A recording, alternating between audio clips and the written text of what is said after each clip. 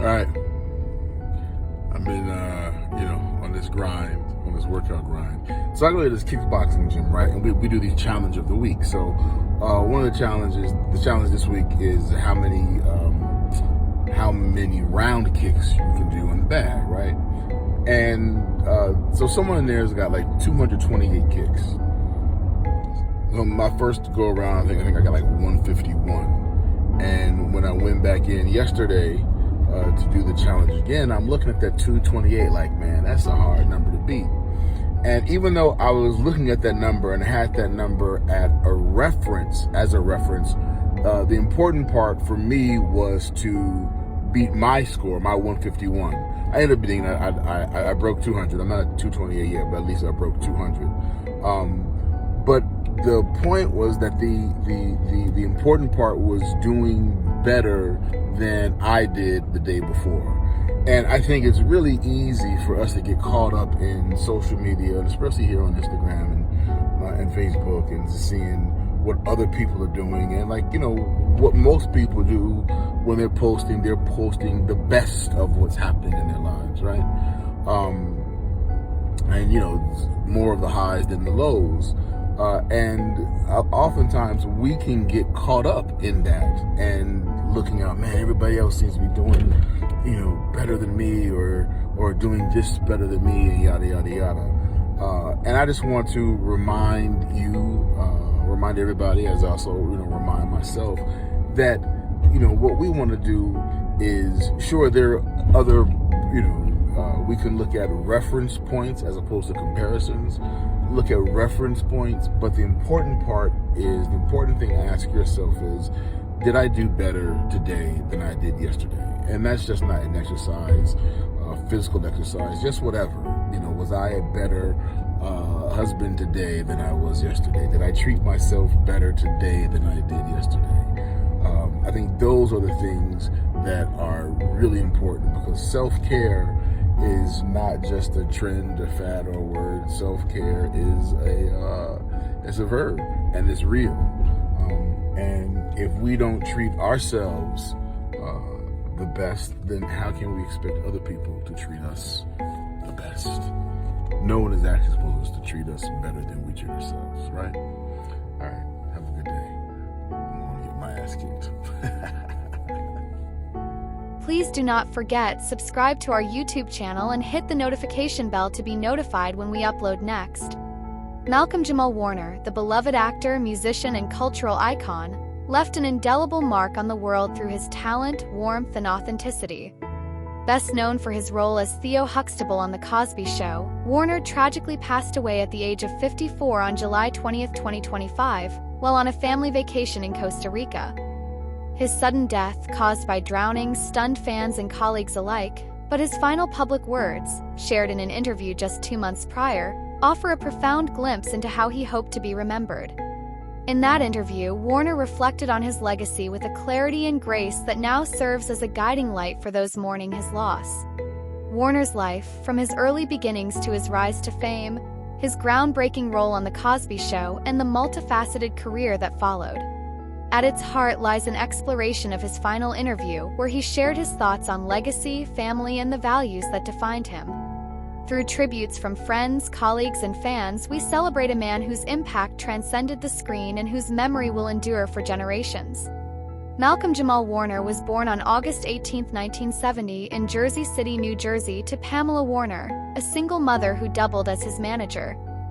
His name, a tribute to civil rights leader Malcolm X and jazz pianist Ahmad Jamal, reflected the cultural pride and artistic ambition his mother instilled in him. Growing up, Warner was immersed in the arts, and his mother recognized his potential early on, guiding him toward a career in acting. Warner's journey in entertainment began with small roles, including an appearance on the TV series Fame. But it was at the age of 14 that his life changed forever when he auditioned for The Cosby Show. Cast as Theo Huxtable, the affable, sometimes mischievous son of Cliff and Claire Huxtable, Warner became a household name almost overnight. His portrayal of Theo, a teenager navigating school, family, and identity, resonated with audiences, earning him an Emmy nomination in 1986 and cementing his place in television history. Warner often credited his mother for keeping him grounded amid his rapid rise to fame. In a 2024 interview, he recalled her sage advice. She said, "It's great that this show is the phenomenon that it is, but at some point this show is going to be over. What are you going to do when it's over?" This foresight shaped Warner's approach to his career, ensuring he viewed The Cosby Show as a stepping stone rather than the pinnacle of his achievements. Running from 1984 to 1992, The Cosby Show was a cultural milestone, offering a positive, nuanced portrayal of a black family that defied the stereotypes prevalent in media at the time. As Theo Huxtable, Warner brought humor and heart to the series, embodying the everyday struggles and triumphs of adolescence. Whether dealing with dyslexia or clashing with his parents over chores, Theo was a character viewers could root for and relate to. In his final interview on the Hot and Bothered with Melissa Ford podcast, Warner spoke with pride about the show's enduring impact. "My mom used to tell me, 'Mr. Cosby gave you immortality,'" he said, acknowledging the role's significance. Despite the controversies surrounding Bill Cosby in later years, Warner stood by the show's legacy. "I'm still proud of having been a part of such an iconic show that had such a profound impact on Black culture and American culture," he affirmed. The decision to film The Cosby Show in New York City rather than Los Angeles also influenced Warner's perspective. "Being in New York gave me a different exposure to reality," he noted in 2024. "It kept me grounded in a way that Hollywood might not have." This grounding became a cornerstone of his identity, allowing him to navigate the entertainment industry with humility and purpose. While The Cosby Show launched Warner's career, he refused to let it define him. In the years that followed, he showcased his versatility across television, music, and poetry. From 1996 to 2000, he starred in the sitcom Malcolm and Eddie with Eddie Griffin, proving his comedic chops as a leading man. He later transitioned to dramatic roles, appearing in Sons of Anarchy, American Horror Story, and The Resident, where he played Dr. A.J. Austin for 6 seasons. Music was another passion that defined Warner's life. An accomplished bassist, he performed with his jazz band, Biological Misfits, and won a Grammy in 2015 for Best Traditional R&B Performance for Jesus Children. In 2023, he earned a Grammy nomination for his spoken word album Hiding in Plain View. "He was very creative," a family friend recalled. "He played the bass, had his jazz band, and did his spoken word. He was a great actor, on camera, voice actor, all of it." In 2024, Warner launched Not All Hood, a podcast exploring the diversity of Black experiences. Covering topics like love, mental health, and dance, the platform allowed him to connect with listeners on a personal level. "It's a place where I feel safe enough to be as vulnerable as I allow myself to be," he said. His advocacy for mental health, particularly within the Black community, underscored his commitment to using his platform for good. In his final interview, recorded on May 21, 2025, for Hot and Bothered with Melissa Ford, Warner offered a candid reflection on his legacy. When asked how he wanted to be remembered, he replied, "I think about it a lot." He acknowledged the immortality of The Cosby Show but emphasized the broader scope of his life's work. "I know on one lane there's legacy there," he said of Theo Huxtable. "But then, because I've had this full life after that show, there's another lane of legacy that I get to leave." For Warner, being remembered as a good person was paramount, a value instilled by his father. "My dad said to me often, 'People love you and they're always talking about your career and your success, but what really makes me the most proud is that you are a good person,'" he shared. This sentiment became his guiding star. "There's part of me that I will be able to leave this earth knowing, and people knowing that I was a good person," he said with quiet conviction. Warner also reflected on loss, drawing from a formative experience at age 15 when he witnessed his grandfather's passing. "If you've ever seen someone take their final breath, there's this peace that comes over them," he recalled. "I realized that when we grieve for people who have passed on, we're grieving for ourselves because we miss them." These words, spoken just weeks before his own death, now carry a haunting resonance, offering comfort to those left behind.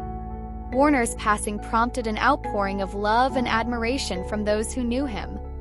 Tracy Ellis Ross, his co-star on Read Between the Lines, wrote on Instagram, "What an actor and friend you were. Warm, gentle, present, kind, thoughtful, deep, funny, elegant.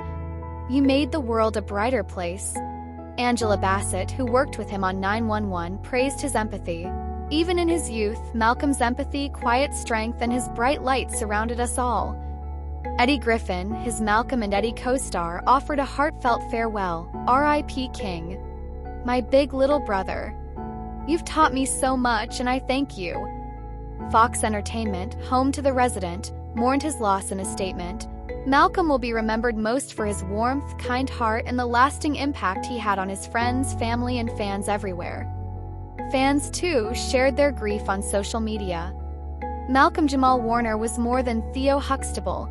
He was a voice for us all, one ex-user wrote. Another posted, his smile, his talent, his soul, we lost a real one.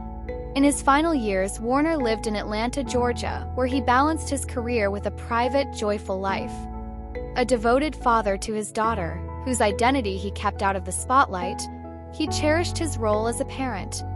In his last Instagram video, posted on May 15, 2025, he celebrated her birthday with a flower in his hair, saying, "Have a smile for yourself and be a reason for someone else to smile." It was a fitting encapsulation of his spirit. A family friend described him as someone who embraced each day with passion. He had a passion for life, they said. He really was like, I'm going to live each day. Whether performing with biological misfits or recording his podcast, Warner remained a creative force until the end. Malcolm-Jamal Warner's life was a tapestry of artistry, kindness, and resilience.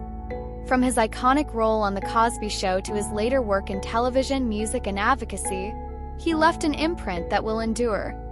Yet, as he expressed in his final interview, his greatest pride lay in being a good person. It is possible to walk through this world and, with all of the darkness in the world, maintain your soul and be a good person, he said. Though his death is a profound loss, Warner's words and the memories of those who loved him offer solace. He lived fully, loved deeply, and left behind a legacy that transcends fame, a legacy of goodness, creativity, and light. As we remember Malcolm-Jamal Warner, we honor a man who, in his own words, wanted to be known as someone who made the world a little brighter. Thanks for watching. Subscribe to daily updates and never miss a video.